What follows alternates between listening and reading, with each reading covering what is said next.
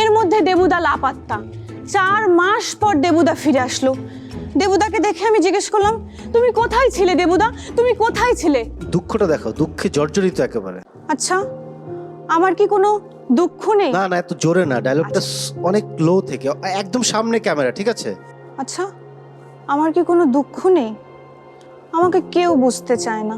এই যে দীপ্ত star Hunter anchor, হ্যাঁ। ঠিক আছে? অ্যাঙ্কার, এটা তুমি শুরু করবে, আমরা দুজন এখানে কন্টেস্ট্যান্ট। গ্র্যান্ড ফিনালে হচ্ছে। আসসালামু আলাইকুম, আমি রাইসা সুলতানা। সবাইকে আমন্ত্রণ জানিয়ে শুরু করছি দীপ্ত স্টার হান্ট।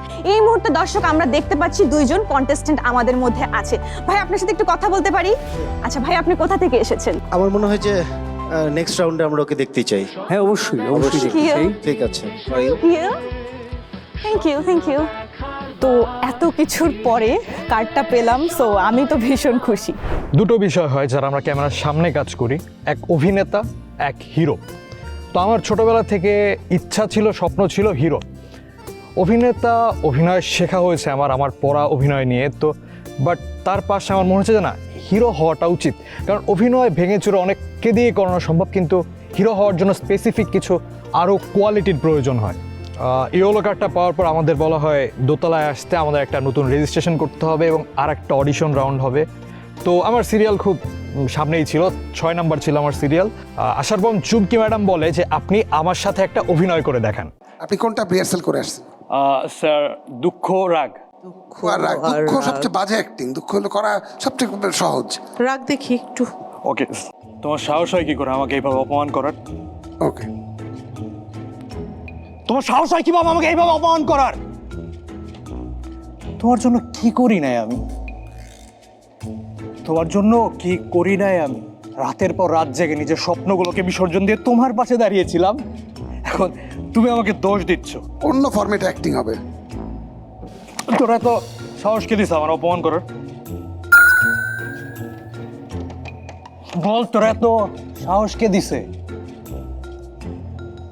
তোর জন্য কি করি নাই আমি? কি করি নাই আমি?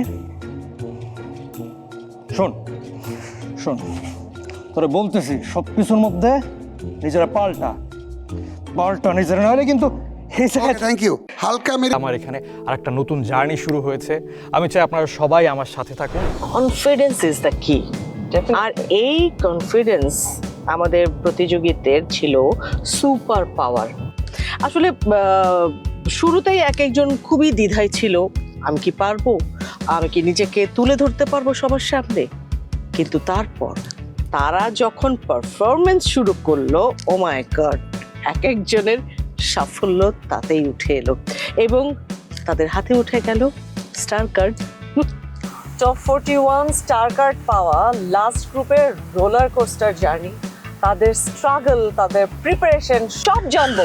স্টার কার্ড পাওয়ার পর আমার বাসায় সবাই খুবই খুশি হয় এবং বিশেষ করে আমার মা, উনি খুবই খুশি হন, এবং আমার বোনেরা আর আমার ফ্রেন্ডরা সবাই হচ্ছে আমাকে বলতেছে যে হ্যাঁ, তুই স্টার হয়ে গেলি। সো এই জিনিসটা আমার কাছে একটু মানে খুব ভালো লেগেছে এবং ভেতর থেকে একটু শাইন করছিলাম যে হ্যাঁ, আমি স্টার হইনি, বাট হচ্ছে ওইটার পর্যায়ে